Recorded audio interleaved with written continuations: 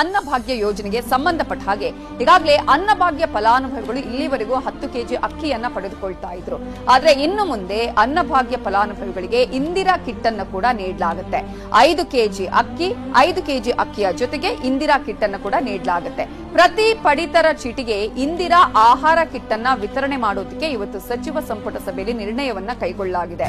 Indira kit ಅಲ್ಲಿ ಏನೆಲ್ಲ ಇರುತ್ತೆ ಅಂತ ನೋಡೋದಾದ್ರೆ 5 ಕೆಜಿ ಅಕ್ಕಿ ಇರುತ್ತೆ, 1 ಕೆಜಿ ತೊಗರಿ, 1 ಕೆಜಿ ಹೆಸರು ಕಾಳು ಇರುತ್ತೆ. ಅದರ ಜೊತೆಗೆ 1 ಲೀಟರ್ ಅಡುಗೆ ಎಣ್ಣೆ, 1 ಕೆಜಿ ಉಪ್ಪು, 1 ಕೆಜಿ ಸಕ್ಕರೆಯನ್ನ ಇಂದಿರಾ ಕಿಟ್ ನಲ್ಲಿ ವಿತರಣೆ ಮಾಡೋದಕ್ಕೆ ತೀರ್ಮಾನವನ್ನ ಕೈಗೊಳ್ಳಲಾಗಿದೆ. ಇದನ್ನ ಹೇಗೆ ಸೆಗ್ರಿಗೇಟ್ ಮಾಡ್ತಾರೆ ಅಂತ ನೋಡೋದಾದ್ರೆ ಒಬ್ಬರು ಇಬ್ಬರು ಏನಾದ್ರೂ ಪಡಿತರದಾರರಾಗಿದ್ರೆ ಆಗ ಅರ್ಧ ಕೆಜಿಯ ಕಿಟ್ ಅನ್ನ ನೀಡಲಾಗುತ್ತೆ. ಈಗಾಗಲೇ 1 ಕೆಜಿ ಅಂತ ಹೇಳ್ತಾ ಇದ್ವಲ್ಲ, ಅದನ್ನ ಮನೆಯಲ್ಲಿ ಇರುವಂತಹ ಪಡಿತರರ ಸಂಖ್ಯೆಯ ಅನುಗುಣವಾಗಿ ಅದನ್ನು ವಿತರಣೆ ಮಾಡಲಾಗುತ್ತೆ.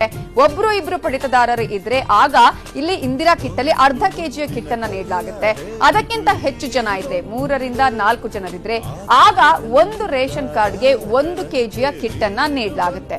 ಒಂದು ವೇಳೆ 3 ರಿಂದ 4ಕ್ಕಿಂತಲೂ ಹೆಚ್ಚಿನ ಸಂಖ್ಯೆ ಏನಾದ್ರೂ ಪಡಿತರದಾರರು ಇದ್ರೆ ಆಗ 5ಕ್ಕಿಂತ ಹೆಚ್ಚು ಜನರಿದ್ರೆ 1.5 ಕೆಜಿಯ ಇಂದಿರಾ ಕಿಟ್ ಅನ್ನ ವಿತರಣೆ ಮಾಡೋದಕ್ಕೂ ಕೂಡ ಇವತ್ತಿನ ಸಚಿವ ಸಂಪುಟ ಸಭೆಯಲ್ಲಿ ನಿರ್ಣಯವನ್ನ ತೆಗೆದುಕೊಳ್ಳಲಾಗಿದೆ. ಇನ್ನು ಇಂದಿರಾ ಆಹಾರ ಕಿಟ್ಗೆ 6,120 ಕೋಟಿ ಹಣವನ್ನ ಬಳಕೆ ಮಾಡೋದಕ್ಕೂ ಕೂಡ ಈಗಾಗಲೇ